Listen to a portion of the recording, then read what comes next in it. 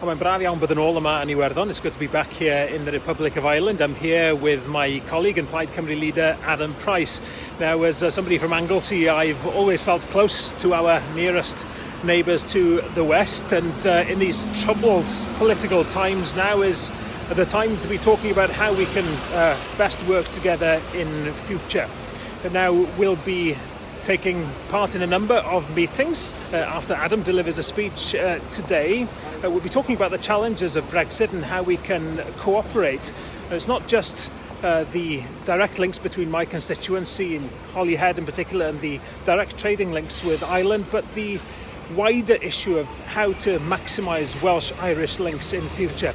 You'll have heard me talk in the past about the need to redesign Britain, and I think as that not only becomes more desirable but inevitable in future, with each constituent nation affirming its independence, I think the way we all work together, Wales, England, Scotland, Northern Ireland and the Republic, will be vital. So I'm looking forward to a couple of days of interesting and important meetings.